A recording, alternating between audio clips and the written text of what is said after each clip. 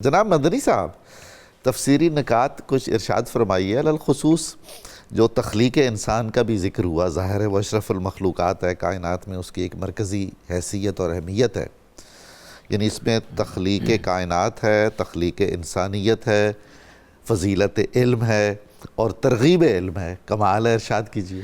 بسم اللہ الرحمن الرحیم۔ میں ہدیہ تبریک پیش کرتا ہوں۔ بہت خوبصورت آپ نے موضوع کا انتخاب فرمایا۔ الحمدللہ۔ انبیاء اکرام علیہم السلام کی آپ تبلیغ کو جب مطالعہ کرتے ہیں، تمام نبیوں کو حضرت آدم علیہ السلام سے لے کر آخری نبی حضرت محمد رسول اللہ صلی اللہ علیہ وآلہ وسلم کی ذات گرامی قدر کو، تو ان کی تبلیغ کا جو مرکزی نقطہ ہے وہ تردید شرک کے ساتھ ساتھ ترویج علم بھی رہا ہے۔ سبحان اللہ۔ انہوں نے انسانیت کو علم کا نور بخشا ہے، اور جو یہ پہلی وحی اللہ رب العالمین نے ہمارے پیارے نبی حضرت محمد عربی صلی اللہ علیہ وآلہ وسلم پر نازل فرمائی ہے، اس میں 2 دفعہ لفظ پڑھنے کو ذکر فرمایا اور ساتھ ساتھ سبب علم کو بھی ذکر فرمایا۔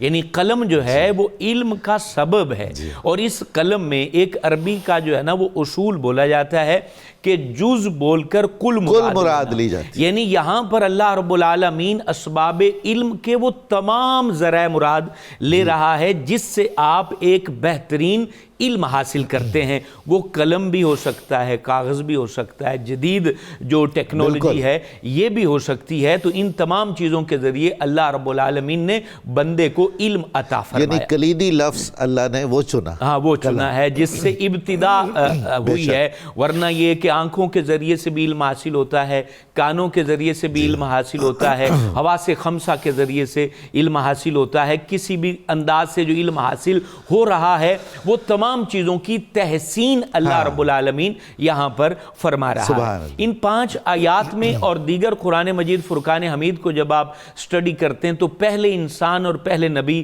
جو کائنات عالم میں جلوہ فگن ہوئے حضرت آدم علیہ السلام، ان کی بھی فضیلت کو اللہ نے علم کے ساتھ بیان کیا۔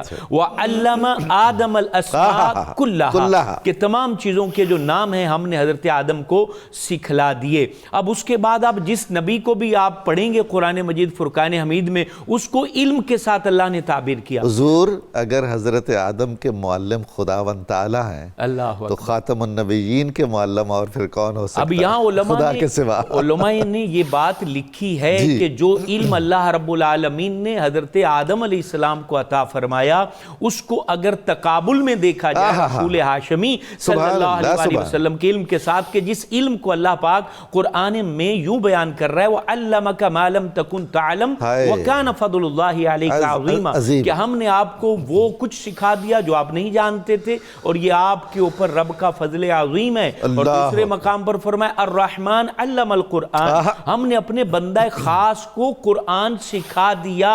قرآن کیا ہے؟ وَلَا رَتْبٍ وَلَا يَابِسٍ إِلَّا فِي كِتَابٍ مُبِينٍ، کہ جو رتب و یابس کی تمام چیزیں ہیں وہ قرآن مجید میں موجود ہے۔ تو تقابل میں اگر دیکھا جائے تو کہا کہ ایک پورا تمام سمندروں کو لیا جائے اور اس میں ایک سوئی کو ڈبویا جائے، اور سوئی کے نوکے کے ساتھ جتنا پانی آئے گا پوری کائنات کا وہ علم ہے، اور باقی سمندر رسول ہاشمی صلی اللہ علیہ وسلم میں جو رب تعالیٰ نے ان کو عطا کیا۔ آگے آپ دیکھیں حضرت داؤد علیہ السلام کو آپ پڑھتے ہیں تو ان کے بارے میں اللہ کریم فرماتا ہے وَآتَاهُ اللَّهُ الْمُلْكَ وَالْحِكْمَةَ وَعَلَّمَهُ مِمَّا يَشَاءُ، کہ جو اللہ تعالیٰ نے چاہا حضرت داؤد کو وہ علم عطا کر دیا۔ آپ حضرت طالوت کو پڑھیں تو اللہ تعالیٰ فرماتا ہے وَزَادَهُ بَسْطَةً فِي الْعِلْمِ وَالْجِسْمِ، ہم نے جسم اور علم میں ان کو کشادگی عطا فرمائی۔ حضرت موسیٰ علیہ السلام کو آپ پڑھیں تو اللہ تعالیٰ فرماتا ہے رَبِّ اشْرَحْ لِي صَدْرِي وَيَسِّرْ لِي أَمْرِي وَاحْلُلْ عُقْدَةً مِّن لِّسَانِي يَفْقَهُوا قَوْلِي، اور بہترین دعا کو آپ قرآن میں پڑھیں تو اللہ فرماتا ہے رب زدنی علما۔ اور پھر ہمارے پیارے نبی آقا و مولا صلی اللہ علیہ وآلہ وسلم کے زندگی اور ان کی تعلیمات کو پڑھیں تو اللہ فرماتا ہے کما ارسلنا فیکم رسولا منکم یتلو علیکم آیاتنا ویزکیکم ویعلمکم الکتاب والحکمہ، کہ ہم نے جو رسول تمہارے درمیان بھیجا ہے وہ یہ تمہیں کتاب سکھاتے ہیں، علم سکھاتے ہیں۔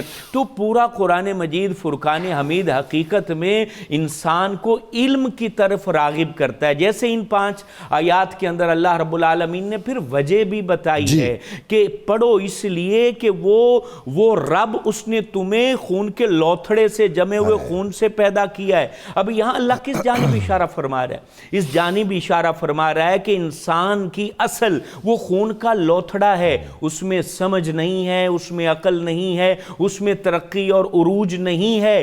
اس کو عروج تک پہنچانا پڑھائی نے ہے، علم نے ہے. اس کو جو ہے باکمال بنانا، صاحب نام بنانا، صاحب شان بنانا وہ علم نے ہے، ظاہری طور پر بھی اور باطنی طور پر بھی. یعنی اس میں علم الادیان بھی ہے پورا اور علم الابدان بھی ہے. بالکل. یہاں پر یہ جتنی 5 آیات ہیں اس میں حیاتیات کا علم ہے، جنیات کا علم ہے، انسانیت کا علم ہے، اخلاقیات کا علم ہے. اور پھر سب سے بڑی بات جہاں اللہ تعالیٰ فرما رہا ہے کہ پڑھو تاکہ تم رب کے کرم کو جان سکو، رب کے احسانات کو جان سکو. دوسرے مقام پر پھر اس کی تشریح بھی ہے، انما یخشى اللہ من عباده العلماء، کہ اللہ تعالیٰ سے علم والے ہی ڈرتے ہیں. یہاں ڈرنے سے مراد آپ کی اخلاقی برائیاں بھی ہیں، اعتقادی برائیاں بھی ہیں، آپ کا تذبذب کا شکار ہونا بھی ہے. تو ان تمام چیزوں سے آپ باہر آتے ہیں اس وقت جب آپ علم حاصل کرتے ہیں، جب آپ نالج کی طرف آتے ہیں. یہ بھی کہا کہ بھئی اہل علم اور جو علم سے محروم ہیں وہ برابر کیسے ہو سکتے ہیں؟ ہاں بالکل.